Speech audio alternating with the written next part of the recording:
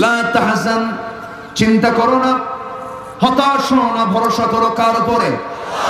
আল্লাহর উপরে। এই তাওয়াক্কুল, এই হতাশা যার না থাকবে, তাওয়াক্কুল যার থাকবে, সে কখনো সুস্থ হবে না সহজে। কারণ ওই বান্দা স্থির চিত্ততা নিয়ে থাকবে, কারণ ফয়সালা সবকিছু হয় কার কাছ থেকে? আল্লাহ রাব্বুল আলামিন কোন কাজ যখন করতে নেন, আমার আপনার চিন্তা করতে হয়, কত পরিকল্পনা করতে হয়। আমার আল্লাহর কোনো প্ল্যান লাগে না। আমার আল্লাহ কোনো কাজ করতে গেলে শুধু তিনি ইঙ্গিত দিয়ে দেন, ইন্নামা আমরুহু ইযা আরাদা শাইআন আন ইয়াকুলা লাহু কুন ফায়াকুন। জোরে বলুন আল্লাহু আকবার। আল্লাহ কোনো কাজের যখন ইচ্ছা করেন, শুধু বলেন কুন, হয়ে যাও। সঙ্গে সঙ্গে মাইক্রো সেকেন্ডও লাগে না, সঙ্গে সঙ্গে তা হয়ে যায়। এমন সুপ্রিম পাওয়ার একমাত্র কার? আসতে বলবেন না কার? এই সূর্য বানিয়েছেন কে? সূর্যের দরকার আছে না নাই? 7 দিনে যে সূর্য নাই টের পাইতেছে, সূর্যের কি দরকার, কি প্রয়োজন সূর্যের? সূর্য না উঠলে মনে হয়েছে দিনটা যেন কেমন যাচ্ছে। এই সূর্যটা আল্লাহ তাআলা চালাচ্ছেন সকাল 10টা-11টা পর্যন্ত। সূর্যের কোনো আলো নাই আজকে। এখনো সূর্যের মনে হচ্ছে কেমন যেন জোর নাই। জোর ঠিকই আছে, কিন্তু কুয়াশা আছে। কুয়াশার কারণে আমরা এমনটা দেখতে পাচ্ছি, কিন্তু সূর্যটা কি বন্ধ আছে নাকি? সূর্যটা চালান কে? এই সূর্যটা পৃথিবী থেকে কত গুণ বড় দেখেন। এই পৃথিবী 50 কোটি 10 লক্ষ বর্গ মাইলের এই দুনিয়া, 50 কোটি 10 লক্ষ বর্গ মাইলের এই দুনিয়া 13 লক্ষ যোগ করলে পরে 13 লক্ষ দুনিয়া বানালে একটা সূর্যের সমান হয়। জোরে বলে সুবহানাল্লাহ। অথচ তো দেখতে পাচ্ছি ছোট্ট, দেখতে পাচ্ছি, কিন্তু ছোট তো নয়। এই 228টি দেশ মিলে একটা দুনিয়া। এই একটা দুনিয়ার মতো 13 লক্ষ দুনিয়া এক জায়গায় করলে যে বড় হবে, একটা সূর্য তেমনই বড়। আল্লাহ বলছেন, আমি তো সেই মহান রব, আমার পরিচয়টা তোরা শুনে নে। তাবারাকাল্লাযী জাআলা ফিস সামাই বুরুজান ওয়া জাআলা ফীহা সিরাজান ওয়া কমারান মুনীরা ওয়া হুয়াল্লাযী জাআলাল লাইলা ওয়ান নাহারা খিলফাতান লিমান أراد أن يذكر أو أراد شكورا। জোরে বলুন আল্লাহু আকবার। যিনি আকাশে অসংখ্য গ্রহরাজি রেখেছেন, প্রদীপ্ত সূর্য রেখেছেন, আলোকিত চাঁদ রেখেছেন। এই সূর্য এই পৃথিবী থেকে কত দূরে থাকলে এত ছোট দেখা যেতে পারে, চিন্তা করে দেখুন। আমার বন্ধুগণ, আবার রাতের কিছু মিটিমিটি করে জ্বলা কিছু তারকা আছে। সেই তারকাগুলো সূর্যের চাইতে আরো ছোট না আরো বড়?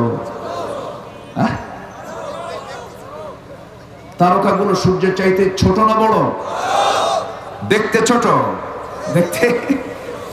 দেখতে ছোট মনে হয়, কিন্তু শুধু ছোট বললে ভুল হবে, শুধু বড় বললে ভুল হবে। এত বড় সেই তারকা সূর্য পৃথিবী থেকে এত গুণ বড় হওয়ার পর সেই সূর্য থেকে বেটেল জুইস নামে একটা তারকা আছে।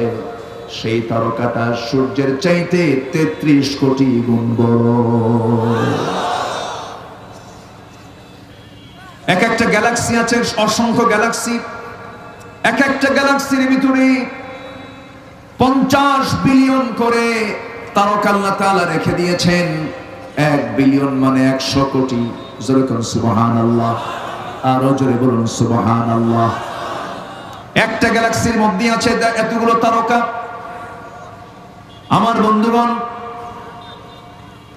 এই পৃথিবীর মানুষ চাঁদের দেশে সফর করেছে, মঙ্গল গ্রহে সফর করেছে। যদি কেউ মনে করি চাঁদের দেশ ঘুরলাম, মঙ্গল গ্রহ ঘুরলাম, একটু আমরা তারকার দেশে যাব। সেই তারকার দেশে যদি কেউ যেতে চায়, এই পৃথিবী থেকে সবচেয়ে দ্রুতগামী যানবাহন প্রেজেন্ট ওয়ার্ল্ডে অ্যাপোলো 11 চড়ে যদি কেউ যেতে চায়, যার গতি হলো ঘন্টায় ৩৯,০০০ কিলোমিটার, ১ ঘন্টায় যাবে ৩৯,০০০ কিলোমিটার। এই বেগে যদি কেউ সেই তারকার দেশে যদি কেউ যেতে চায়, সেই নিকটবর্তী তারকা, তার দূরবর্তী নয়, প্রক্সিমা সেন্টারে পৃথিবীর সবচেয়ে নিকটবর্তী তারকা, এই তারকার দেশে যদি কেউ যেতে চায় তাহলে তার সেই জায়গায় যেতে সময় লাগবে বেশি নয় ১,১৫,০০০ বছর মাত্র। যাবেন কারা কারা হাত তুলে?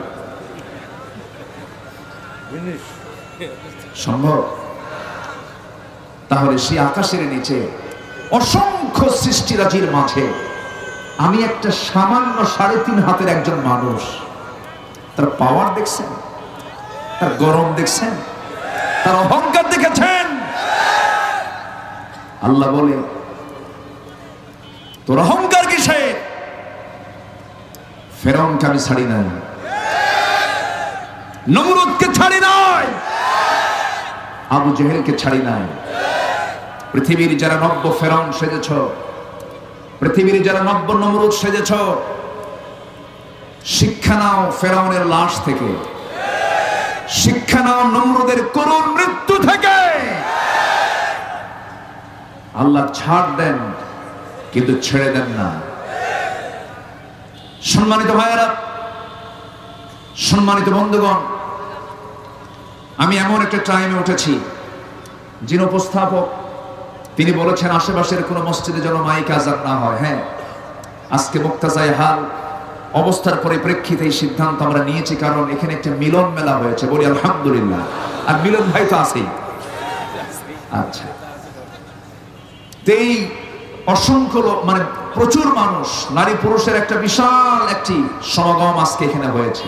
এখানে বৃহৎ একটি জামাত এখানেই হবে। জোরে বলি ইনশাআল্লাহ। নামাজ কেন্দ্রিক কোনো টেনশন আমাদের করার দরকার নেই। জোহরের নামাজ আমরা যত সময় না পড়ে একটু পরে পড়বো। জোরে বলি ইনশাআল্লাহ। জি, সম্মানিত ভাইরা, একটু কান লাগাবেন। আমি তেলাওয়াত দিয়ে শুরু করেছি সূরা মারিয়াম থেকে। সূরা মারিয়াম থেকে আমি সূরা মারিয়াম থেকে কথা বলবো। কথা বলতে আমি একটু আল্লাহর পরিচয় দিতে গিয়ে আমি একটু হারিয়ে গিয়েছিলাম। আসি আমরা লাইনে চলে আসি। তাহলে সে আল্লাহ আবার কত দূরে আছেন?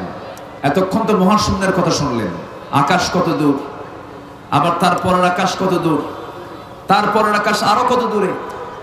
৭টা আকাশ, আসমান জমিন পেরিয়ে, সিদরাতুল মুনতাহা পেরিয়ে আমার আল্লাহ তাআলার আরশ আজিম। জোরে বলি সুবহানাল্লাহ। যিনি কখনো মরবেন না, যিনি কখনো ঘুমান না, যিনি কখনো তন্দ্রা যান না, যার কোনো ক্লান্তি নেই, ওয়ালা ইয়াউদুহু হিফযুহুমা ওয়া হুয়াল আলিয়্যুল আযীম, যার কোনো কাজে ক্লান্তি আসে না। আর আমাদের কি হয়? ক্লান্তি আসে। 3 দিন পর পর না ঘুম পারলে সামনের বউ চেনা যাবে না, ঠিক কিনা? কারণ আমরা এই তো মানুষ, আর সেই মানুষ আমরা কি অহংকার গুলো করি। আল্লাহ দুনিয়ার সমস্ত নমরুদ ফেরাউনদেরকে জানিয়ে দিচ্ছেন, বেশি বাড়াবাড়ি করো না, নমরুদের ইতিহাস থেকে শিক্ষা নাও। আমি নমরুদের মতো বিশাল দাপটের নেতাকে ন্যাংরা মুসা দিয়ে বিদায় করেছি। সে আল্লাহ আছে না নাই? মশা কি দুর্বল মনে হয়? হ্যাঁ, কি মজবুত মনে হয়? দুটাই কয় না। হ্যাঁ, কোনটা? হ্যাঁ, তবে মশাটা কার মাখলুক? আসতে বলুন, কার মাখলুক? আল্লাহর মাখলুক। মশা দুর্বল না, আমরা ভুল বুঝি এটা। মশা যদি দুর্বল হয় তাহলে মশারি টাঙ্গেন কেন? কথা বুঝছেন? আপনি এত শক্তিশালী তো মশারি টাঙ্গেন কেন আপনি? মশা কোনো দুর্বল প্রাণীর নাম নয়। এই জন্য আল্লাহ তাআলা মশার উদাহরণ দিয়েছেন সূরা বাকারার মধ্যে, আছে না? সূরা বাকারার ২৬ নম্বর আয়াতে বলেছেন, ইন্নাল্লাহা লা ইস্তাহি আন ইয়াদরিবা মাসালান মা বাউদাতান ফামা ফাওকাহা فأما الذين آمنوا فيعلمون أنه الحق من ربهم جربنا الله أكبر। الله تعالى মশা আল্লাহ তাআলা মশা জাতীয় কোন প্রাণীর এক্সাম্পল দিতেনি কোনো লজ্জা পান না। যারা ইমানদার তারা এর মধ্যে হক খুঁজে পায়, আর কাফের যারা তারা বলে মাযা আরাদাল্লাহু বিহাদা মাসালা। কাফেররা বলে তোমার আল্লাহর কাজ নাই কাম নাই, মশার আবার উদাহরণ দেওয়া লাগে তোমার আল্লাহর। মশাকে তারা দুর্বল তুচ্ছ প্রাণী মনে করতেছে, কিন্তু আল্লাহ তাআলা মশার উদাহরণ দিয়েছেন, মাকড়সার উদাহরণ দিয়েছেন। আছে না? মাকড়সা নামে একটা সূরা আছে, সূরাতুল আনকাবুত। আল্লাহ তাআলা এখানে মশার উদাহরণ দিয়েছেন। মশাটা দুর্বল কোন প্রাণী নয়। নাম্বার 1, একটু কান লাগাবেন, আল্লাহ যেটাই কোরআনে দিয়েছেন কোনো অকাজে দেন নাই। অপ্রাসঙ্গিক কোনো কথা কোরআনে, একটা কথাও কোরআনে অপ্রাসঙ্গিক নাই, অতিরঞ্জিত কোনো কথা নাই। আল্লাহ তাআলা মশার যে কথা বলেছেন, আমার বন্ধুগণ, মশা আমরা যদিও দেখতে পাই দুর্বল জিনিস, কিন্তু এই মশা থেকে আমাদের শিক্ষা নেওয়ার কিছু আছে। মশা যখন মানুষকে কামড়ায়, সেই মশা যখন কামড় দেয়, যদি কামড়ে যদি বেশি রক্ত শুষে নেয়, যে মশা বেশি খাবে তার হায়াত বাড়বে না কমবে? বলেন কমবে না বাড়বে? কমে যাবে। ঠিক তেমনি আজকে সমাজে যারা স্বাভাবিক ইনকাম না করে, হালাল ইনকাম না করে, যারা জুলুম করে, অত্যাচার করে, সীমা অতিক্রম করে, যারা পেট পুড়ে যারা জনগণের টাকা মেরে খাবে, তাদের হায়াত কম। কথা বোঝা যায়? কথা বোঝা যায়? নাম্বার 2, মশা যে কামড়ায়, সেই মশাটা কামড়ায় পুরুষ মশা না মহিলা মশা? স্ত্রী মশা কামড়ায় না পুরুষ মশা কামড়ায়? হ্যাঁ,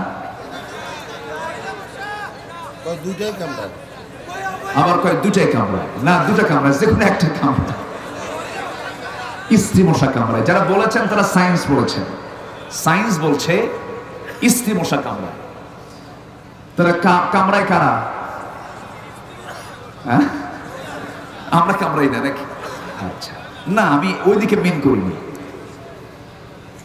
ওই মশা যদি না কামড়ায়, সে যদি রক্ত না চুষে নেয়, তাহলে তো প্রোটিন পাবে না, বংশ বিস্তার হবে না। তো মশা স্ত্রী মশাই কামড়ায়। তো স্ত্রী মশা যে কামড়ায়, আল্লাহ তাআলা বাউদাতান দিয়ে মশা বুঝিয়েছেন। আল্লাহ তাআলা এখানে কিন্তু পুরুষ মশা বলেন নাই। কি মশা বলেছেন? স্ত্রী মশার কথা বলেছেন। ওয়ান্নাস। তাহলে কার্যকর মশা হলো স্ত্রী মশা, যা দিয়ে বংশ বিস্তার হয়। তাহলে আল্লাহ তাআলা যে বাউদাতান শব্দটা আজ থেকে ১৫০০ বছর আগে দিলেন, কোরআনকে পৃথিবীর কোনো মানুষের রচনা মনে হয়? কোরআন কার? আসতে বলবেন না কার? সেই সময় কি ল্যাবরেটরি ছিল? কোন মশা কামড়ায় কামড়ায় না, এটার কি ল্যাবরেটরি ছিল? নাম্বার 3 হলো, রাতের বেলা আমরা মশারি টাঙ্গায় ঘুমায় পড়ি। ঘুমায় পড়ার পর খুব চেষ্টা করি যেন কোনো মশা যেন ভিতরে না ঢোকে, চতুর্দিকে গুজায় গুজায় দেই। এরপরও 2-1টা মশা যদি ভিতরে ঢুকে থাকে, সেই সময় 2-3টা মশা যেটাই থাকুক না কেন, কানের কাছে এসে কি করে? ভো ভো করে। একজন করেছে ভো ভো করে, একটা আওয়াজ দেয়। সে আওয়াজ কি মিষ্টি আওয়াজ নাকি? ঘুম হয়? ঘুম হয় না, মিষ্টি আওয়াজ এটা নয়, চরম বিরক্তিকর একটা আওয়াজ। এই আওয়াজটা কেমন করে সৃষ্টি হয়? সায়েন্স বলতেছে, তোমরা মশাকে দুর্বল কোনো প্রাণী ভেবো না। মশা এত শক্তিশালী, তার যে পাখা আছে, যদিও আমরা দুর্বল মনে করি, ওই পাখাটা একটা মশা প্রতি সেকেন্ডে 500 থেকে 600 বার নাড়াচাড়া করে। সেকেন্ডে সেকেন্ডে, সেকেন্ড বুঝলেন তো, মিনিট না কিন্তু।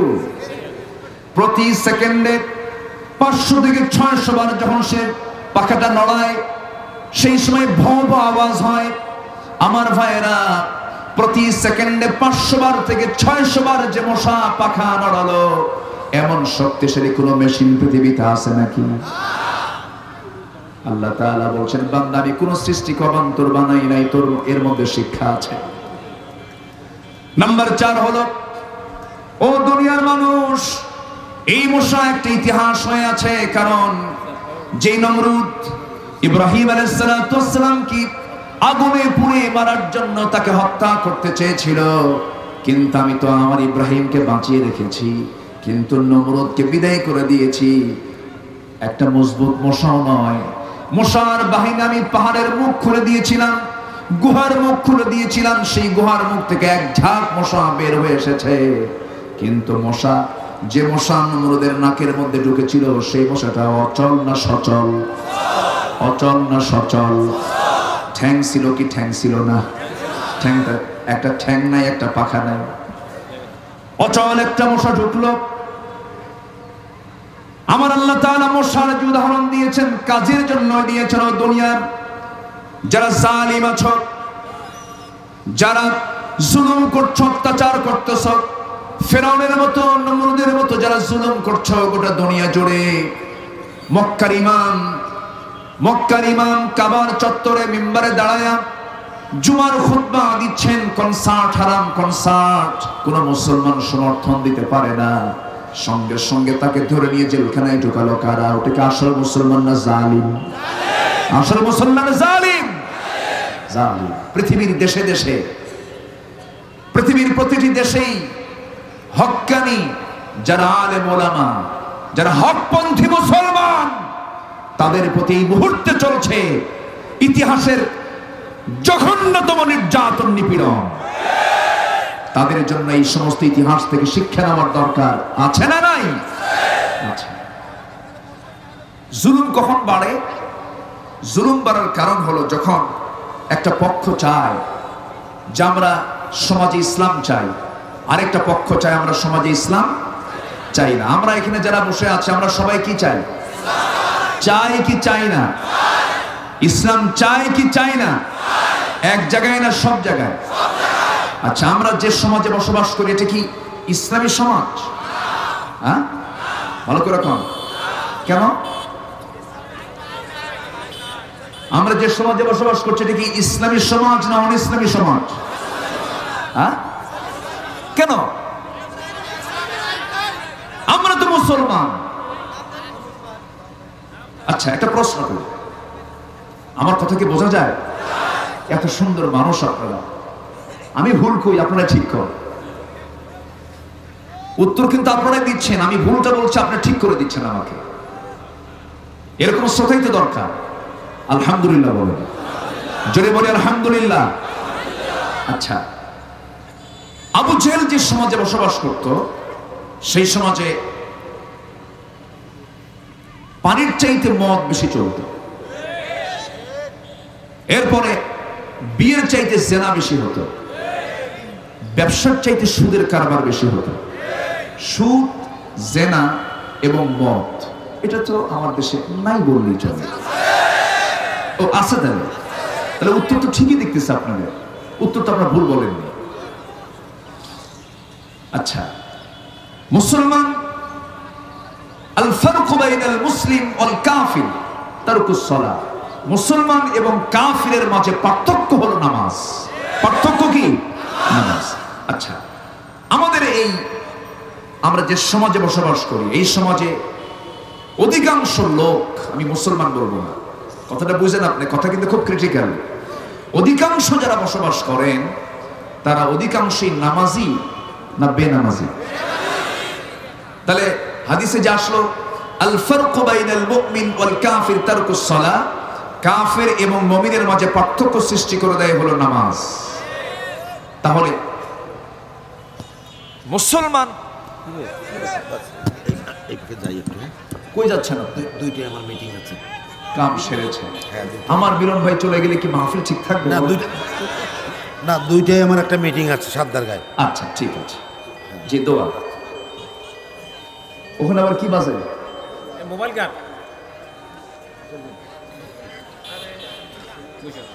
মোবাইল থুয়ে চলে গেছে, বোঝাচ্ছে যে হুজুর আপনার ওয়াজ বেশি জোরে বাজে না আমার মোবাইল বেশি জোরে বাজে। কিছু বেকুফ টাইপের লোক থাকে, বোঝে না তারা। বসে এত খাটো হলে হবে? আচ্ছা, আমার দিকে তাকান।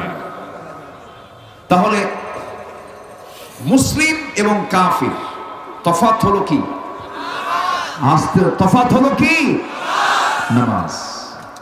তাহলে নামাজ নাই, ওটা কি মুসলিম সমাজ না কুফরি সমাজ?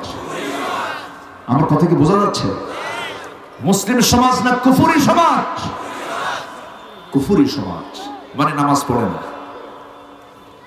আচ্ছা, পৃথিবীতে যত অপরাধ আছে এর মধ্যে সবচেয়ে বড় অপরাধ কোনটা বলেন তো? বলেন। সুন্দর কথা বলেছেন না, মানুষ হত্যা তো আছে, এটা তো আলাদা জিনিস। নামাজ না পড়া এটা সবচেয়ে কি বড় অপরাধ। কেমন করে বড় অপরাধ? অপরাধ কোনটাই কম নয়, তবে নামাজ যে বড় অপরাধ, আল্লাহ রাব্বুল আলামিন নামাজ না পড়লে যে বড় অপরাধ হয়ে যায় সেই ব্যাপারে মহান রাব্বুল আলামিন সূরা মারিয়ামে বলছেন। কোন সূরা বলেন? আজকে এখানে ঈসার লোক বেশি না মারিয়ামের লোক বেশি? আজকে মাহফিলে কারা বেশি? ঈসা মুসা না মারিয়ামরা? আজকে মারিয়ামরা বেশি আসছে, এজন্য সূরা মারিয়াম ধরছে।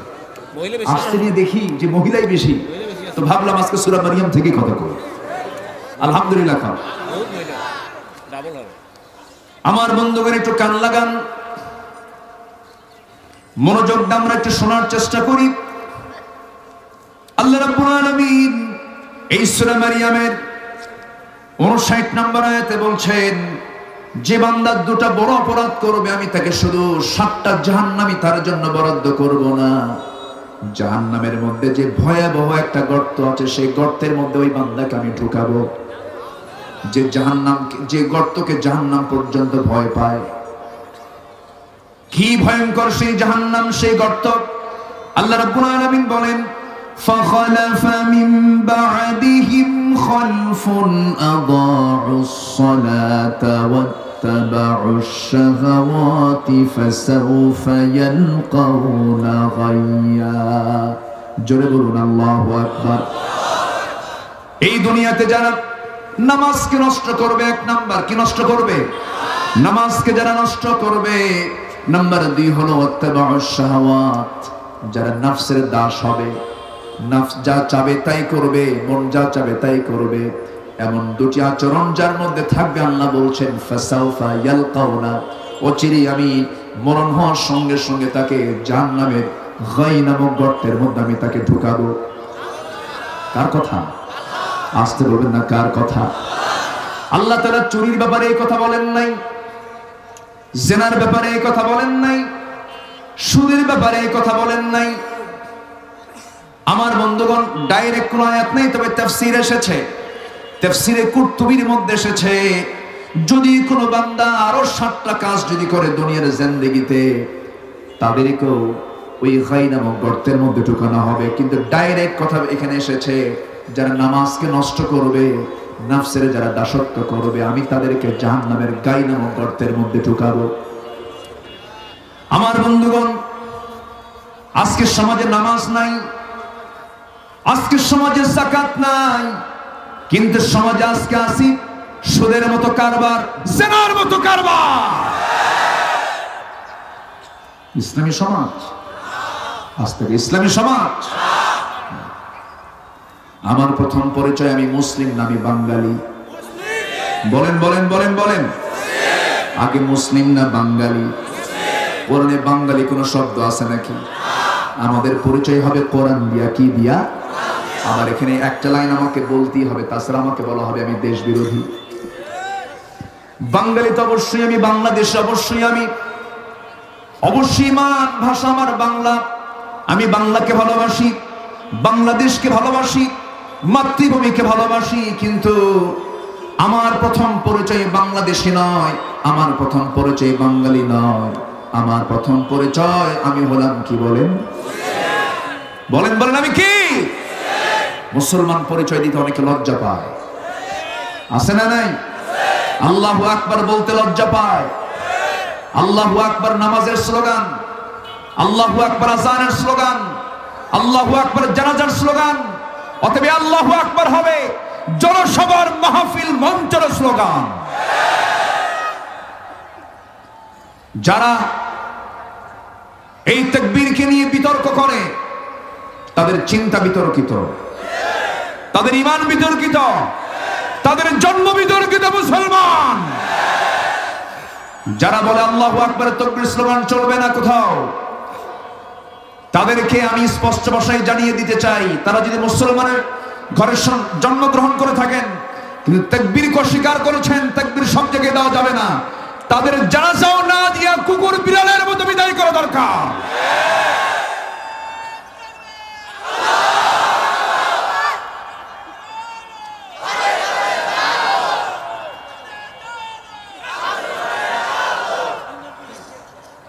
এই যুবক টুবক কেউ নাই?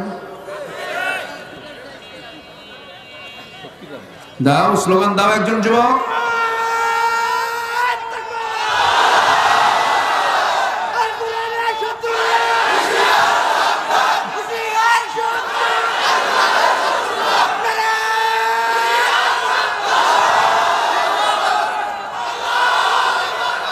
আল্লাহ কবুল করুন, জোরে বলি আমিন, আরো জোরে বলি আমিন। আমার আল্লাহর নাম নেব ছোট করে না বড় করে, ভয় নিয়ে না সাহস নিয়ে। যারা আল্লাহু আকবার স্লোগান দেয় তারা হলো বাড়িওয়ালা, আর যারা স্লোগানের বিরোধিতা করে তারা হলো চোর। চোর 10 জন থাকুক, চুরি করতে এসেছে বাড়িতে, বাড়িওয়ালা শুধু একটা শব্দ উচ্চারণ করবে, ধর, সব বঙ্গোপসাগরে হাবুডুবু খাবে। আমার সাথে কে আছেন? আমার সাথে কে আছেন?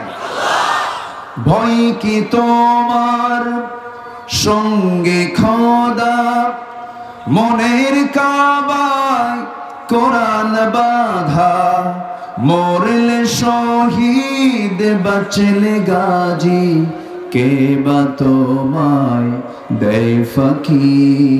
চলো চলো চলো মুজাহিদ, পথে যে এখনো বাকি, ভোলো ভোলো ব্যথা ভোলো, মুছে ফেলো ও আখি। চলো চলো চলো মুজাহিদ। আল্লাহ কবুল করুন, আল্লাহ কবুল করুন, আল্লাহ কবুল করুন। তাহলে সমাজে সুদ আছে, জেনা আছে, আছে জেনা আছে, মদের বোতল, রংপুরের দোকানদার, কাস্টমার আছে না নাই? এটা কি সমাজ? ইসলামী? তাহলে আবু জেহেলের সমাজে যা ছিল এখনকার সমাজে তাই আছে, আরো বাড়তি কিছু যোগ হয়েছে, আরো বাড়তি কিছু যোগ হয়েছে। আগের যুগে এরকম শুনি নাই 3 বছরের বাচ্চা, 3 বছরের শিশু ধর্ষিত হয়, এটা শুনি নাই। মেয়ের লাশ কবরস্থ করা হয়েছে নারীকে, সে লাশ তুলে ধর্ষণ করা হয়েছে। এটা আইয়ামে জাহেলিয়াতের ইতিহাসে আমরা পাইনি। আগে ছিল ওল্ড জাহেলিয়াত, এখন হয়ে গেছে নিউ জাহেলিয়াত। একটা মানুষকে মেরে 49 টুকরা করার ইতিহাস আমরা পাই নাই। এরকম ইতিহাস আছে না নাই? আছে। কেন, কি জন্য এরকম চিত্র হচ্ছে? তার অপরাধগুলো আমরা কয়েকটা শুনলাম এখানে। একটা হচ্ছে আমাদের সমাজে মদ আছে, জেনা আছে, সুদ আছে। এইদিকে নামাজ নাই সমাজে। নামাজ আছে? আসতে করে নামাজ কি আছে? কই নামাজি কোথায় আপনি পেলেন? মসজিদগুলো পাকা পাকা হয়ে গেছে, টাইলস চলা হয়ে গেছে, মিনারে মিনারে আজান হয়, কিন্তু আসল মুসল্লি হলো ফজরের সময় চেনা যায়। ফজরের সময় মাঝে মাঝে এমন হয় মুসল্লি মোট 3 জন, একজন ইমাম আর একজন মুয়াজ্জিন আর একজন খাদেম, আর নাই। বাস্তব কথা বলছেন, আমি কি ভুল বলছি? আবার কিছু কিছু মুসল্লি দেখা যায় তাদের কোমর চলে না, বুড়া মানুষ, চুল দাড়ি পেকে গেছে, বুড়া মানুষগুলো বাড়িতেও বুড়ি নাই, মরে গেছে, কোথায় যাবে, কোমরও নড়ে না, আল্লাহর কাছে এসে সেজদায় পড়ে কাঁদবে। যুবকদের নামাজের খবর নাই। আমি কি ভুল বলছি নাকি? আগের যুগের মসজিদগুলো ছিল কাঁচা, ইমান ছিল পাকা, আর এখনকার মসজিদ হলো কি? পাকা, ইমানগুলো কাঁচা। আমরা সিদ্ধান্ত নেব আজকের মাহফিল থেকে, সবার আগে সিদ্ধান্ত নেব আমরা 1 নাম্বার যে বড় অপরাধ নামাজ পড়ি নাই, নামাজ আজকে থেকে আর ছেড়ে দেব না। জোরে বলি ইনশাআল্লাহ, আরো জোরে বলি ইনশাআল্লাহ। নামাজ হবে কয় ওয়াক্ত? আসতে বলবেন না, কয় ওয়াক্ত নামাজ? একা না জামাতে? একা না জামাতে? জামাতে নামাজ হতে হবে। নামাজের কোনো ছাড়াছাড়ি নাই। নামাজ হচ্ছে আল্লাহর হক, নামাজ ছেড়ে দেওয়া যাবে না। মান তারাকা সালাতান মুতাআম্মিদান ফাকাদ কাফার, যে ব্যক্তি এক ওয়াক্ত নামাজ ছেড়ে দিল সে যেন কুফরি করলো, মারাত্মক গুনাহ। আমরা সেই গুনার দিকে যাব না। আমার বন্ধুগণ, আমার ভাইয়েরা, সে নামাজকে আমরা সুন্দর করে পড়ার চেষ্টা করব, ভালো করে পড়ার চেষ্টা করব। যার নামাজ যত সুন্দর হবে তার ঈমানটা তত সুন্দর হয়ে যাবে। যার ফজরটা দিয়ে নামাজ শুরু হবে, মুনাফিকরা 4 ওয়াক্ত নামাজই পড়তে পারে কিন্তু ফজর নামাজটা পড়তে পারে না। মুনাফিকের তালিকা থেকে নামটা মুছে ফেলার জন্য 1 নাম্বার কাজ আমরা করব, ফজরটা পড়ব। জোরে বলি ইনশাআল্লাহ। যাদের তালিকা মুনাফিকের তালিকায় থাকবে তাদের 1 নাম্বার চরিত্র হবে তারা ফজর পড়তে পারবে না। জোহরটা পড়ে পড়ে দেখাবে মানুষকে, আসরটা দেখিয়ে দেখিয়ে পড়াবে, পড়বে। তাহাজ্জুদ পড়তে পারবে না। তাহাজ্জুদ প্রত্যেকটা মুমিনের জন্য যদিও ফরজ নয়, ওয়াজিব নয়, যদিও নফল, কিন্তু যারা ঈমানদার তাদের কখনো তাহাজ্জুদ কাজা হবে না। কারণ আল্লাহ তাআলা লোভনীয় একটা অফার দিয়েছেন। আল্লাহ বলছেন, বান্দারে, শিয়ার শাজিম থেকে তোকে আমি কাছে নেবার জন্য প্রত্যেক রাতে 12টার পর তাহাজ্জুদের সময় আমি তোকে কাছে নেবার জন্য আমি প্রথম আকাশে চলে আসি। জোরে কোন সুবহানাল্লাহ। কোন আকাশে? প্রথম আকাশে চলে আসি।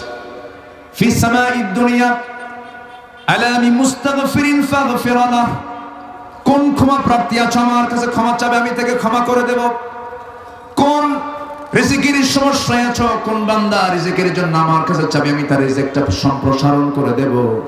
আমার কাছে বলো, আমি তোমাকে দিয়ে দেব। কিন্তু বান্দার চাকরি হয় না, বান্দার সন্তান হয় না, মহিলার পেটে বাচ্চা আসে না, কিন্তু বান্দা করে কি?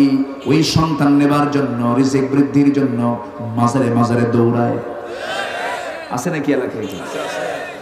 আছে এগুলো? এখন কমে গেছে।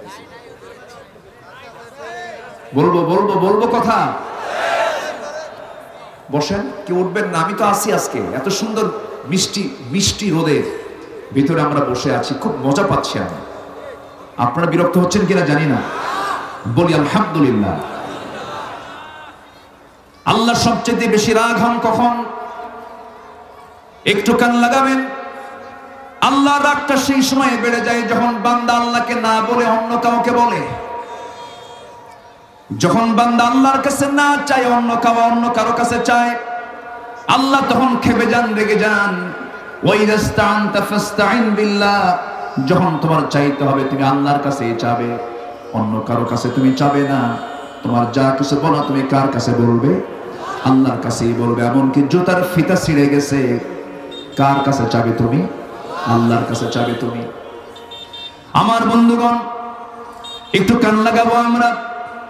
ওই জাহান্নামের গর্ত থেকে বাঁচার জন্য আমাকে আপনাকে এই 2টা কাজ ছেড়ে দিতে হবে। নামাজটা আমাকে পড়তে হবে। নফসের কোনো দাসত্ব করা যাবে না। নফস তো খারাপ কিছু চায়। আজকের মাহফিলে লক্ষ্য করছি, যুবকরা আজকের মাহফিলে বেশি এসেছো। যুবকদেরকে লক্ষ্য করে আমি বলতে চাই, যুবকরা তোমরা 3টা কাজ করবে। আমি তোমাদেরকে 3টা কাজের পরামর্শ দিয়ে যাচ্ছি। এই 3টা কাজ করলে পরে তোমার জীবনের সমস্ত রিজিক আমার আল্লাহ নিজে তোমার রিজিক বৃদ্ধির দায়িত্ব নিয়ে নেবেন। তোমার রিজিকটা বৃদ্ধি পেয়ে যাবে, ডাবল রিজিক তোমার আমলনামায় তোমার জীবনে চলে আসবে। 3টা কাজ তুমি করবা, রিজিক বৃদ্ধির 3টা আমল। যুবকরা শুনবা নাকি? বলবো? সবাই শুনতে রাজি আছো? বলি আলহামদুলিল্লাহ। নাম্বার 1 হলো তাড়াতাড়ি বিয়ে করো।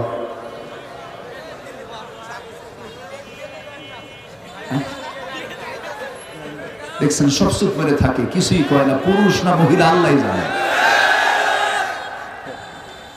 বিয়ে করার কথা শুনলে তো খুশি হওয়ার কথা।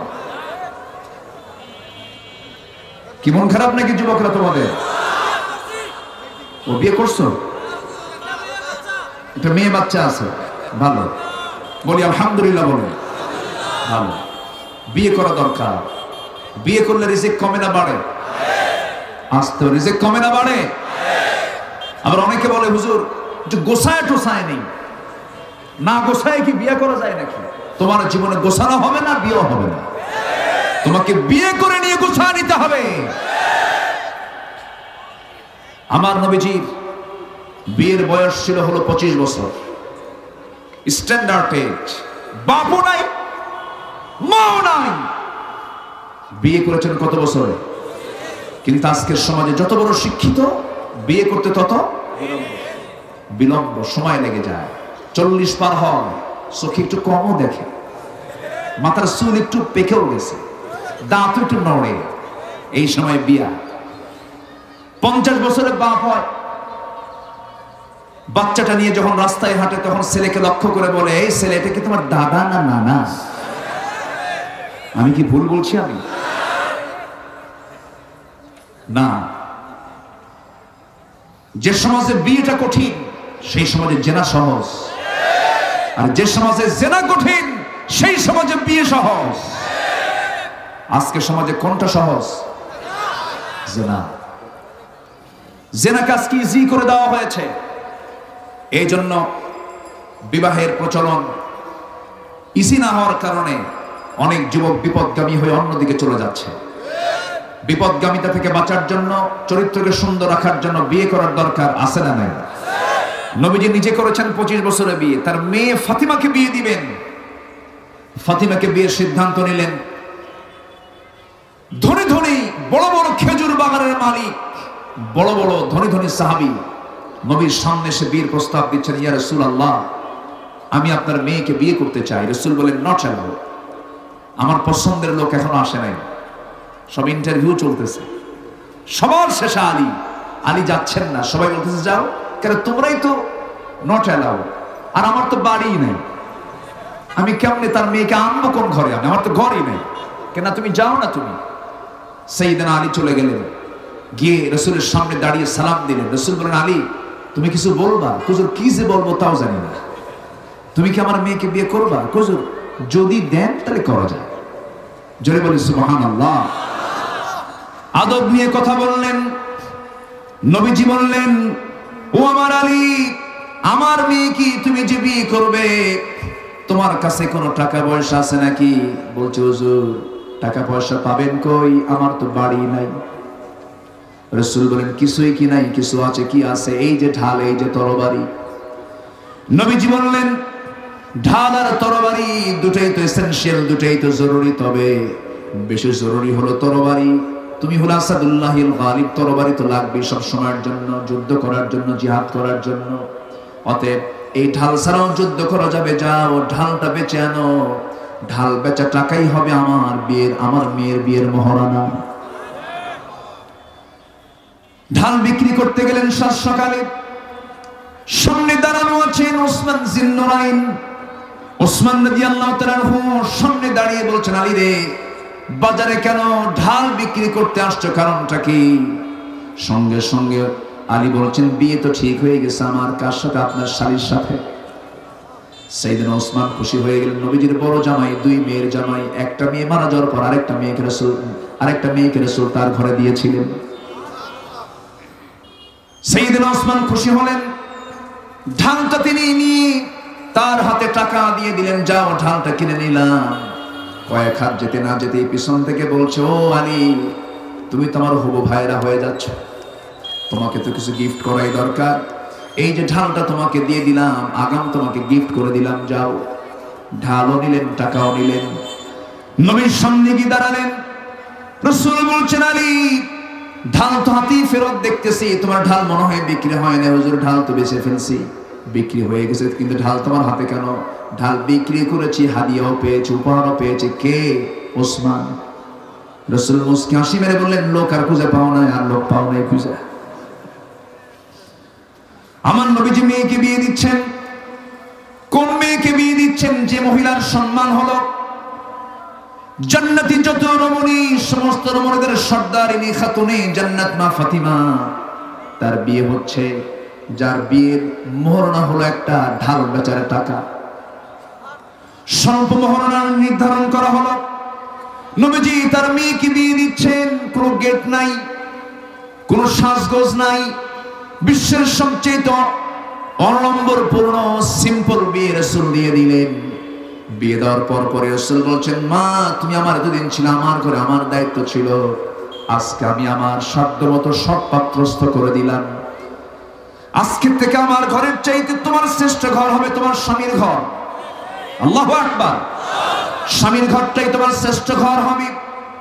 অতএব আমার মেয়ে ফাতিমা, তুমি চলে যাও তোমার স্বামীর ঘরে। আমি তোমাকে আরেকটা কথা বলে দিচ্ছি, মৃত্যুর দিন পর্যন্ত স্বামীর বিরুদ্ধে যেন একটা নালিশ আমার কানে না আসে। যেরকম সুবহানাল্লাহ। এখনকার মেয়ের বাপরা কি করে, মেয়েকে বিয়ে দিয়া বলে, মা তুই স্বামীর ঘরে যা, যদি কিছু কয় শুধু ফোন দিবি, খাইয়া ফালাবো।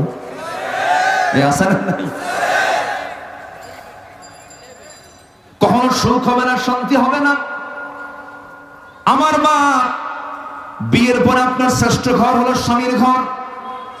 আপনার যৌবন, আপনার জীবন, আপনার মা, আপনার সন্তানদের কেয়ারটেকার, সবকিছু স্বপ্ন, চিন্তা, ধ্যান সবকিছু আপনার ওই কেন্দ্রিক হওয়া উচিত। যাদের এইরকম কেন্দ্রিক হবে না তারা কখনো সুখী হবে না। অনেক মা বোন আজকের মাহফিল আসছেন, মাদেরকে একটু ইঙ্গিত করে কথাগুলো বলতেছে। আমার নবীজি মেয়েকে বিয়ে দিলেন। বিয়ে দেওয়ার সময় নবীজি খালি হাতে তাকে পাঠান নাই। মেয়ের বাপরা যারা আছেন তারা একটু শোনেন, যৌতুক নেওয়া কি আস্তে আস্তে করে, অনেকে চুপ করেছে, তারা মনে ভাবতেছে আরাম। যৌতুক নেওয়া কি? আরো জোরে। শুকুরের মাংস খাওয়া কি? কুকুরের পায়খানা খাওয়া কি? যৌতুক খাওয়া কি? বাস, আমার আর বলার দরকার নেই। কিন্তু যে বাপ তার মেয়েকে বিয়ে দিচ্ছেন, তার কাছে যদি অ্যাবিলিটি থাকে, যা অ্যাবিলিটি থাকবে, হাদিয়া দিলে মোহাব্বত কমে না বাড়ে? আসতে কমে না, মোহাব্বত কমে না বাড়ে? বেড়ে যায়। নবীজি তার মেয়েকে যখন বিয়ে দিলেন, নবীজি বলছেন, মা আটা পেশার জন্য আমি তোমাকে পিষদানি দিলাম, পানির একখান মশক দিলাম, চামড়ার একটা তশক দিলাম, পান করার জন্য একটা গ্লাস দিলাম। মা যাও সংসার করো, সংসারে জীবন ধরো, আমি তোমার জন্য দোয়া করে দিলাম। নবীজি তার মেয়েকে বিয়ে দিলেন। শুধু কাঁদলেন নবীজি। নবীজির সঙ্গে ফাতিমার এত গভীর সম্পর্ক ছিল, 3 দিন কোনোদিন পার হয় নাই, 3 দিন পার হতে দিতেন না নবীজি। 3 দিন না হলেও 3 দিনের মধ্যে রাসূল ফাতিমার সঙ্গে দেখা করতেন। 3 দিন পার হলে নবীজি অস্থির হয়ে যেতেন। যে এত কাছের মানুষ, সেই মেয়েটাকে তিনি বিয়ে দিলেন। বিয়ে দেওয়ার পর সন্তানাদি হয়ে গেল। হাসান হোসেন যখন দুনিয়াতে আসলো, একদিন ফাতিমা তার স্বামীর সঙ্গে পরামর্শ করে বলছেন, আমার স্বামী গো, এই যে একাকী কাজগুলো করতে হয়, আমার খুব কষ্ট হয়, কি করা যায় বলেন তো? সাইয়েদনা আলী বলছেন, শোনো, তোমার আব্বার কাছে যাও, রাসূলের কাছে একটু গিয়ে বলো তো তিনি কোনো ব্যবস্থা করতে পারেন নাকি, কোনো খাদেম দিতে পারেন নাকি, কোনো কাজের মানুষ দিতে পারেন নাকি। সহিহ হাদিসের বর্ণনা। ফাতিমা রাদিয়াল্লাহু তাআলা আনহা স্বামীর পরামর্শটা নিয়ে নবীর কাছে এসে বলছেন, আব্বাজান, আপনি রাষ্ট্রপ্রধান, আপনার হাতে এই দেশের রাষ্ট্র পরিচালনার দায়িত্ব, আমি আপনার ছোট্ট মেয়ে, আমার চলতে একটু কষ্ট হচ্ছে।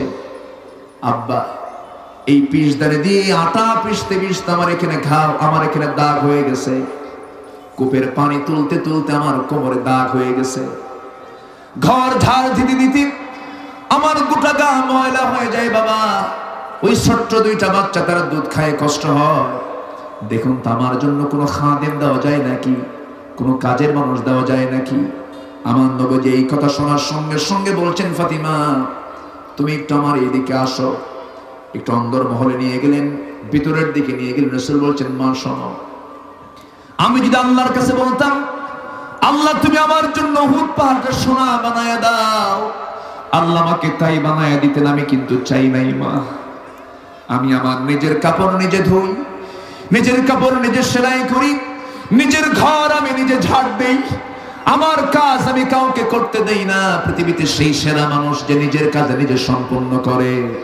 মা তোমার কাজের মানুষের কোনো প্রয়োজন নাই, তুমি কাজের মানুষ ছাড়া তুমি নিজের কাজ নিজেই সম্পন্ন করো। আমি তোমাকে একটা আমল শিখিয়ে দিচ্ছি মা, সুবহানাল্লাহ, আলহামদুলিল্লাহ, আল্লাহু আকবার, এই তিনটা শব্দ 33, 33 বার করে বলবে। সমস্ত আল্লাহ তাআলা তার সমস্ত কাজ, তোমার সমস্ত কাজগুলো আমার আল্লাহ সহজ করে আল্লাহ তার জিম্মাদার নিয়ে নেবেন। জোরে বলুন সুবহানাল্লাহ। আমার মায়েরা, জীবনটাকে সুন্দর করে ঢেলে সাজান, ফাতিমার মতো নারী হন, মারিয়ামের মতো নারী হয়ে যান, পুরো তাদের মতো নিয়ে আসেন। আসিয়া আলাইহিস সালাতু ওয়াস সালামের মতো মহিলা হয়ে যান। আসিয়া আলাইহিস সালাতু ওয়াস সালাম জীবনের সবচেয়ে বেশি ভালোবেসেছেন কাকে? আসতে বলবেন না, কাকে? আল্লাহকে ভালোবেসেছেন। সে আসিয়া আল্লাহকে ভালোবাসতে গিয়া দুনিয়ার সকল কিছু ছেড়ে দিয়েছেন।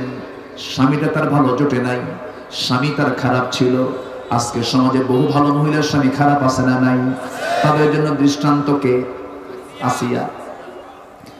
আসিয়া আলাইহিস সালাতু ওয়াস সালাম এমন একজন নারী ছিলেন, ইসলাম যখন কবুল করলেন সম্মান তার কম ছিল না। রাষ্ট্রপতির বউ তো বিশেষ রাষ্ট্রপতি, ফার্স্ট লেডি, অনেক সম্মান, অনেক মর্যাদা। কিন্তু এত মর্যাদা, দুনিয়াবি এত সম্মান, এত পদ পদবি থাকার পরেও যখন তিনি হক পেয়ে গেলেন, হকটাকে গ্রহণ করলেন, দিনটাকে গ্রহণ করলেন, আল্লাহকে বন্ধু বানায় নিলেন। সঙ্গে সঙ্গে কি হলো? ফেরাউন যখন জানতে পারলো, ফেরাউন এসে বলল, আসিয়া আমি শুনতে পেলাম তুমি নাকি মুসার দিন গ্রহণ করেছো। আসিয়া বলছেন, না না, আমি তো মুসার দিন গ্রহণ করিনি, আমি আল্লাহর দিন গ্রহণ করেছি। এবার ফেরাউন বলছে, আসিয়া শোনো, এই দুনিয়াতে, এই জমিনে, আমার এই রাষ্ট্রের মধ্যে আল্লাহর কোন আইন চলবে না, আমার আইন চলবে। আনা রাব্বুকুমুল আলা, এমন বক্তব্য দেওয়ার মতো লোক আমার দেশেও আছে না? আসতে বলে, আছে না নাই? আল্লাহর আইনকে বলে মধ্যযুগীয় আইন, বলে না? আল্লাহর আইনকে বলে মধ্যযুগীয় আইন, বর্বর আইন। কোরআনের আইন নাকি ব্যাকডেটেড, এটা আগে, এটা এখন চলবে না, বর্তমান দুনিয়াতে চলবে না। এখনকার আইন কি? এখনকার আইন হলো, দেশ স্বাধীন হয়েছে 52 বছর, মুক্তিযোদ্ধা, সে মুক্তিযোদ্ধার ভাতা নিচ্ছে, তার বয়স হলো 50 বছর। কি আইন না? 50 বছর বয়সের লোক সে মুক্তিযোদ্ধা ভাতা গ্রহণ করছে। 2000 মুক্তিযোদ্ধা, সেদিন জাতীয় পত্রিকায় দেখলাম। তাহলে সে যুদ্ধ করলো কখন?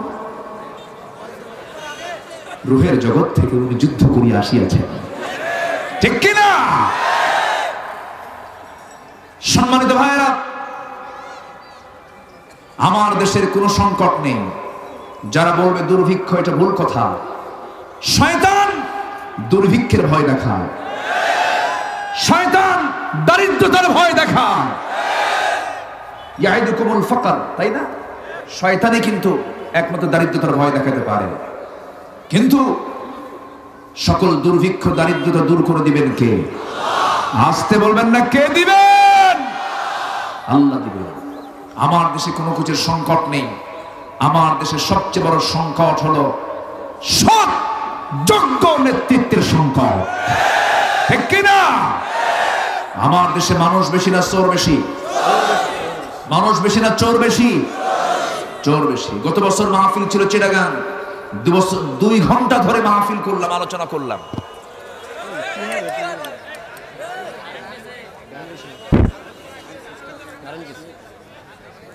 আচ্ছা, বসেন। এই বসেন, এই বসেন, এই যে এই যুবকরা বসেন।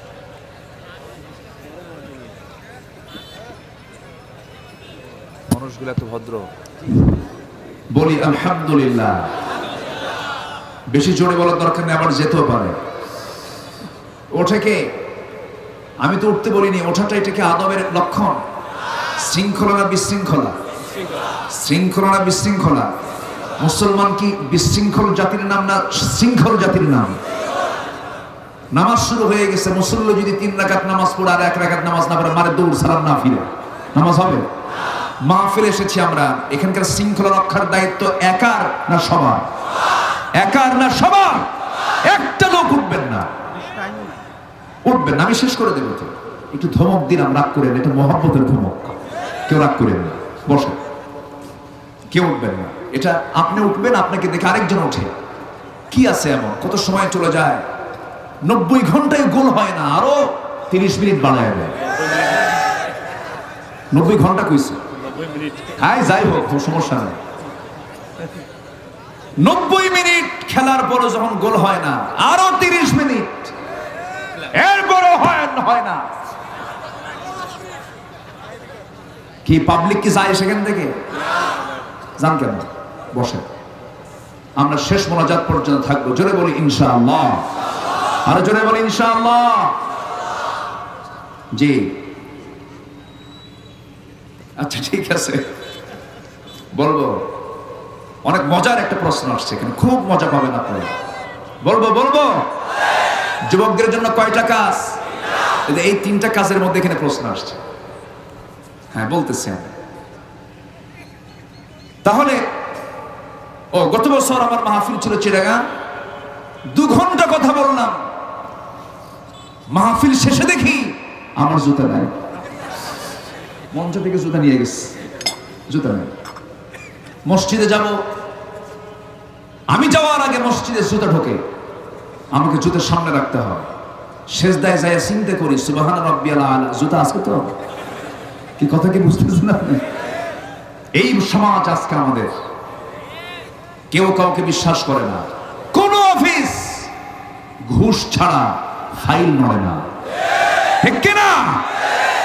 স্কুলের টিচার নিয়োগ হবে, ওপেন সিক্রেট, টাকা ছাড়া চাকরি হয়? আসতে বলেন হয়? এটা কি হাদিয়া না ঘুষ? আসতে, এটা কি হাদিয়া না ঘুষ? ঘুষ। নির্দিষ্ট বেতনের পর যদি কি অতিরিক্ত কিছু নাই, এটাকে কি বলে? ঘুষ বলে। তাহলে আমরা কি ইসলামী সমাজ? বলেন, আমরা কি ইসলামী সমাজ? কেন নাই? সৎ নেতৃত্ব নাই। কি নাই? সৎ নেতৃত্ব নাই। আমরা সৎ নেতৃত্ব প্রতিষ্ঠা করব কোরআনের আলোকে।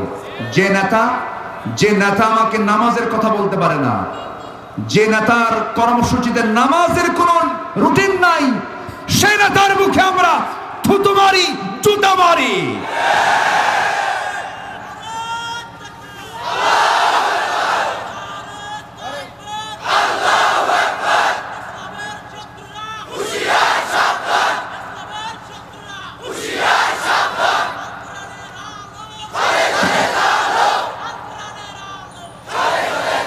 এখানে আমি একটু সংশোধনী দিচ্ছি। সেই নেতা যদি মুসলমানের পরিচয় দিয়ে যদি নামাজের আহ্বান না করে, অন্য ধর্মের হলে তো তার নামাজ লাগবে না, ঠিক আছে না? মুসলমান নামের আগে মোহাম্মদ লাগানো আছে, কিন্তু সেই নেতা বিশাল, আপনি তার কর্মী, আপনাকে নামাজের জন্য বলে না, তাদের কোনো কর্মসূচিতেও নামাজের কোনো কথা নাই। ওই কর্মসূচি, ওই নেতার 4 পয়সা মূল্য মুসলমানের থাকতে পারে না। কথা ক্লিয়ার? কথা ক্লিয়ার? আল্লাহ তুমি সবাইকে আমল করার তৌফিক দাও, জোরে বলি আমিন। অনেক কথা আছে, সময় তো আজকে খুব দ্রুত চলে যাচ্ছে, সময় থাকতেছে না। যুবকদের জন্য কয়টা কাজ? কয়টা কাজ? নাম্বার 1 কি করা? করবে তো? আচ্ছা, প্রশ্ন হলো, হুজুর বিয়ে তো করতে বললেন, কিন্তু মেয়ের বাবা তো, এই তো কেবল এদের মুখটা খুলছে, কেবল এদের মনের কথা একজন প্রশ্ন করে ফেলেছেন, হুজুর বিয়ে তো করবো, কিন্তু মেয়ের বাপ তো মঙ্গল গ্রহে অফিস দেখে। কোন গ্রহে? মঙ্গল গ্রহে। আমাদের সিলেকশনের সমস্যা। আমরা যখন বিয়ে করতে যাব, আমরা অনেকে মনে করি হাদিসে এটা এসেছে, তোমরা 4টা জিনিস দেখবে, এটা ভুল কথা। হাদিসের বিষয়টা যদিও বলা হয়েছে হাসাবিহা ও জামালিহা, তার বংশ দেখো, তার সৌন্দর্য দেখো, মালিহা, তার মাল দেখো, এই 3টার কথা বলে হাদিসের ইঙ্গিত হলো। তবে হ্যাঁ, তোমরা দেখে নিও অবশ্যই, সেটা হলো তাকওয়াটা দেখবা। তাকওয়া যার মধ্যে আছে বাকিগুলো না থাকলেও তাকওয়াকেই তোমরা প্রাধান্য দিবা। জোরে কোন সুবহানাল্লাহ। তাহলে এখানে কোনটা বিজয়ী হলো? তাকওয়াটা বিজয়ী হলো। তাকওয়ার দিকটা দেখে না। আবার মেয়েরাও দুষ্ট আছে, মেয়ের বাপ মেয়েকে বিয়ে দেবে, বলে মা ছেলে পছন্দ করেছে, মুখে দাঁড়িয়ে আছে, মেয়ে বলে আব্বা তুমি চয়েস করতে গেছো কেন, আমার কি কোনো চয়েস জ্ঞান নাই? মেয়ে নিজেই বলে বাবা 4-5টা সিরিয়ালে রাখছি, দেখি কোনটা করা যায়। আছে না নাই? এই নোংরামিগুলো চলতেছে আজ। এই মোবাইল কত পরিবার যে শেষ করে দিয়েছে, এই মোবাইল কত নারীর যে চরিত্র ধ্বংস করেছে, এই মোবাইল যে সমাজকে কত ধ্বংসের দিকে ঠেলে দিয়েছে। মোবাইল ব্যবহারের ক্ষেত্রে কিছু নীতিমালার দরকার আছে না নাই? আসতে বলবেন না, আছে না নাই? আছে। ও যুবক, তুমি মোবাইল দেখতেছো, তুমি দেখতেছো মোবাইল, আল্লাহ তোমাকে দেখছেন, সতর্ক থাকতে হবে। আমি আমার মেয়েদের বাপদেরকে বলবো, মেয়েকে আপনি বিয়ে দিবেন, অন্য কিছু না দেখলে 1 নাম্বার দেখবেন হলো তার তাকওয়াটা কেমন আছে। সে নামাজি কিনা, সে পরহেজগার কিনা, তার তাকওয়া কতটুকু, সে তাহাজ্জুদ পড়ে কিনা, সে মানুষের হক নষ্ট করে কিনা, মিথ্যা কথা বলে কিনা। এই সমস্ত সার্টিফিকেট যখন আপনি পেয়ে যাবেন, চোখ বন্ধ করে বিয়ে দিবেন, আপনার সেই জামাইটা হয়তো কাপড়ে চুপড়ে হয়তো কষ্ট হতে পারে, খাওয়া দাওয়ায় কষ্ট হতে পারে, কিন্তু দাম্পত্যময় জীবনে কখনো আপনি অশান্তি পাবেন না। ঘর ভর্তি ফার্নিচার দিয়ে কি করবেন, ব্যাংক ব্যালেন্স দিয়ে আপনি কি করবেন, কিন্তু যদি আপনার জামাই যদি চরিত্রহীন লম্পট হয়, লাভ আছে? লাভ না। আল্লাহ তুমি সবাইকে বোঝার তৌফিক দাও। আজকে আমার ওয়াজ হয়ে যাচ্ছে যুবকদের পক্ষে বেশি। রাগ করতেছো নাকি তোমরা? আরো কয়টা কাজ বলো? আরো কয়টা? 2টা। আল্লাহ তাআলা একটা গর্তের মধ্যে ঢুকাবেন বান্দাকে। সেই গর্তের নাম মনে আছে কিনা আপনাদের জানি না। কি গর্ত বলেন? গাই। বলেন কি? গাই নামক গর্ত। সেই গাই নামক গর্তের ভিতরে আল্লাহ তাআলা তাফসীরে কুরতুবীর মধ্যে আসছে আরো 7 শ্রেণীকে আল্লাহ তাআলা সেই গাই নামক গর্তের মধ্যে ঢুকাবেন। এই দিকে আল্লাহ তাআলা বলছেন নামাজ যারা নষ্ট করবে, নফসের যারা দাসত্ব করবে, তাদেরকে আমি আল্লাহ গাই নামক গর্তের মধ্যে ঢুকাবো। এইদিকে গাই নামক গর্তে আরো যাবে কারা কারা? সব জেনাকার কে আল্লাহ তাআলা ওই গাই নামক গর্তের মধ্যে দিবেন না। কিছু জেনাকার আছে, বুড়া জেনাকার আছে না নাই? আর শাইখুজ জানি, আর শাইখুজ জানি, বুড়া জেনাকার, বুড়া হয়ে গেছে, দাড়ি চুল পেকে গেছে, তাও জেনা করে। এরকম কিছু দুষ্ট প্রকৃতির লোক আছে না নাই? আচ্ছা, জেনার শাস্তিও 2 রকম। জেনার শাস্তি কয় রকম? বিবাহিতের জন্য 1 রকম, অবিবাহিতের জন্য 1 রকম। কোন ইয়াং ছেলে জেনা কাজ করে ফেলেছে, 100 জালদা, 100 দৌড়া পিটাও লোকের সামনে। আর বিবাহিত কোন জেনাকার জেনা করেছে, কোথায়?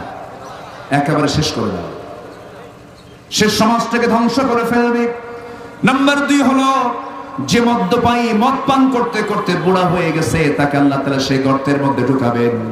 নাম্বার 3 হলো যে সুদখোর, সুদের কারবার করতে করতে পাকা হয়ে গেছে। আছে না নাই? আজকের সমাজে সুদখোর আছে না নাই? নাম্বার 4 হলো যে সন্তান পিতামাতার প্রতি অসৎ আচরণ করে, উকুকুল ওয়ালিদাইন। নাম্বার 5 হলো যে মিথ্যা সাক্ষী দেয়। মিথ্যা সাক্ষী দিয়া আপনার মিথ্যা সাক্ষীর রায়ে বিচারপতি রায় দিয়ে দিয়েছেন, তার সাজা হয়ে গেছে, তার বাড়িতে বউ আছে, ছেলে আছে, মেয়ে আছে, তার বাবা আছে, তাদের যে হক আদায় করতে পারলো না, সমস্ত গুনাহগুলো তুমি মিথ্যা সাক্ষী দেওয়ার জন্য তোমার আমলনামায় চলে যাবে। কথা বোঝা গেল কি? কথা বোঝা গেল? মিথ্যা সাক্ষী যারা দেবে তারা ওই গাই নামক গর্তের মধ্যে চলে যাবে। সর্বশেষ সেই নারীগুলো জাহান্নামের সেই গর্তের মধ্যে যাবে যারা অপর সন্তানকে স্বামীর সন্তান বলে চালায় দেবে, অর্থাৎ জেনার কাজে লিপ্ত হবে, অবৈধ সন্তান পেটে ধারণ করবে। এমন পরিবারও আছে না নাই? আসতে বলবেন না, আছে না নাই? আছে। এই সমস্ত আচরণ যারা করবে, জাহান্নামের গাই নামক গর্ত তাদের জন্য বরাদ্দ হয়ে যাবে। এই 7টি বড় বড় অপরাধ এবং আরো 3টি বড় বড় অপরাধের কথা বলেছি। এই সমস্ত অপরাধগুলো আমাদের নিজের জীবন থেকে আমরা মাইনাস করব। জোরে বলি ইনশাআল্লাহ। আমরা জাহান্নাম থেকে বেঁচে কোথায় যেতে চাই? আসতে বলেন, কোথায় যেতে চাই? জান্নাতে যেতে চাই। জান্নাতে যদি যেতে চাই, জান্নাতে যাওয়ার জন্য টার্গেট থাকতে হবে। একটা সহজ আমল আপনাদেরকে শিখায় দেই। আল্লাহ বলছেন, বান্দারে তুমি যদি বড় বড় কবিরা গুনাহগুলো ছেড়ে দাও, ছোট ছোট গুনার দিকে আমি আল্লাহ তাকাবই না, আমি তোমাকে মাফ করে আমি তোমাকে জান্নাত দিয়ে দেব। জোরে বলি সুবহানাল্লাহ।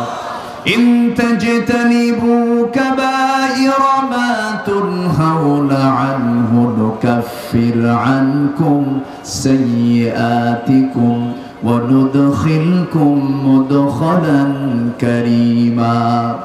বড় বড় গুনাহ তুমি ছেড়ে দেবে। বড় বড় গুনাহ কি? আলা উনাব্বিউকুম বিআকবারিল কাবাইর। রাসূল প্রশ্ন করছেন সাহাবীদেরকে, ও সাহাবীরা আমি কি বড় বড় গুনাহ কবিরার কথা বলবো নাকি? হুজুর আপনি বলেন। রাসূল এক নাম্বার বললেন আল ইশরাকু বিল্লাহ, আল্লাহর সঙ্গে শিরিক করা। নাম্বার 2 উকুকুল ওয়ালিদাইন, পিতামাতার সঙ্গে নাফরমানি করা। নাম্বার 3 ওয়াকালুজ জুর, বেহুদা কথা বলা, বাজে কথা বলা। এই তিনটা হলো ওই হাদিসের বড় বড় কবিরা গুনাহ। এই তিনটা বড় কবিরা গুনাহ আমরা ছাড়বো। জোরে বলি ইনশাআল্লাহ। শিরিক কাকে বলে? যারা আল্লাহর তৈরি করা আইনকে বাদ দিয়ে যারা দুনিয়ার আইনকে বিশ্বাস করবে, তারা সবচেয়ে বড় শিরকের সাগরে হাবুডুবু খাচ্ছে। এরকম লোক বাংলার জমিনেও আছে না নাই? আসতে বলবেন না, আছে না নাই? জিহাদকে অস্বীকার করে, আছে? জিহাদকে অস্বীকার করে, যে বলে জিহাদ ইসলামে জিহাদই নাই। যারা বলে ইসলামে জিহাদ নাই, তার ঈমান নাই। জিহাদ আর জঙ্গি কোনদিন এক হতে পারে না। এই দেশ স্বাধীন হয়েছে এমনি এমনি স্বাধীন হয়েছে। এবারের সংগ্রাম, সংগ্রাম কি? সংগ্রামে রক্ত আছে না নাই? সংগ্রামে জীবনহানি আছে না নাই? লক্ষ লক্ষ শহীদের রক্তের বিনিময়ে অর্জিত স্বাধীনতা। জুলুম থেকে রেহাই পাওয়ার জন্য যদি এত রক্ত দিতে হয়, আল্লাহর জমিনের দিন কায়েমের জন্য জীবন দেওয়ার দরকার আছে না নাই? রাজি আছেন কারা কারা? হাত উঁচু করে দেখেন মুসলমান।